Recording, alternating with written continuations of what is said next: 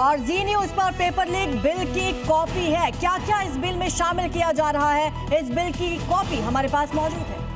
Anti paper leak bill की copy जी news के पास exclusive है और आज ये बिल पेश किया जाएगा 12 बजे लोकसभा में। केंद्रीय मंत्री जितेंद्र सिंह इस बिल को पेश करेंगे और एक कड़े कानून की तरफ हम बढ़ रहे हैं। एक कड़ा कानून बनने जा रहा है जिसमें भारी जुर्माने का प्रावधान है, जिसमें भारी सजा का प्रावधान है और 2024 के बाद अब 2026 में एक बार फिर से पेपर लीक को लेकर के कानून बन रहा है। तो आपको बता दें कि पहले इसके लिए कोई समय सीमा जांच के लिए निर्धारित नहीं थी, लेकिन इस बार समय सीमा भी निर्धारित की गई है। चलिए आगे बढ़ते हैं। पैलेट गन पर इमरान मसूद का भी बयान सामने आया है। पैलेट गन का इस्तेमाल क्यों किया गया, इमरान मसूद पूछ रहे हैं।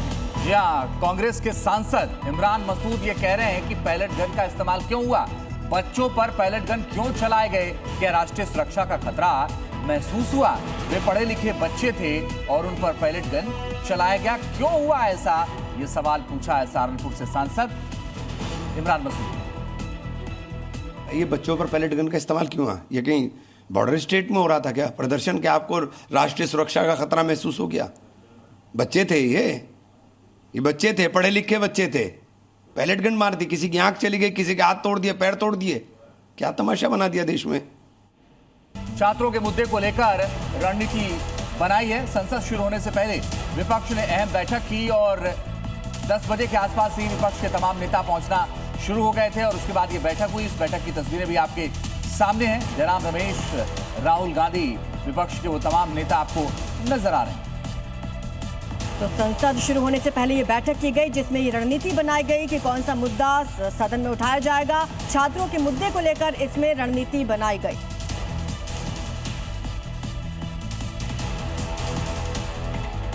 तो आपको बताते हैं कि पेपर लीक जो नया बिल आ रहा है उसमें क्या क्या खास है, क्या बदलाव होने जा रहा है। तो अभी देखिए, इसका नाम है अनुचित साधनों की रोकथाम संशोधन विधेयक 2026। इसमें तेज सुनवाई होगी, फास्ट ट्रैक कोर्ट का गठन होगा, कठोर सजा का प्रावधान होगा, 3 साल से 5 साल से बढ़ाकर 10 साल तक जेल संभव है और साथ ही भारी जुर्माना 10 लाख से बढ़ाकर 10 करोड़ तक का जुर्माना है। और इसका मकसद है परीक्षा में जो लगातार गड़बड़ियां हो रही है उसके खिलाफ कड़े कदम उठाए जाएं। साथ ही आपको बता दें कि इसमें प्रक्रिया और तेज कर दी गई है। अब लोकसभा में बिल पेश कर इसकी शुरुआत हो जाएगी और नियम और कड़े हो जाएंगे। तो फास्ट ट्रैक कोर्ट का गठन किया जाएगा, तेज सुनवाई होगी। पहले कोई समय सीमा निर्धारित नहीं थी जांच के लिए, इसे निर्धारित किया जाएगा।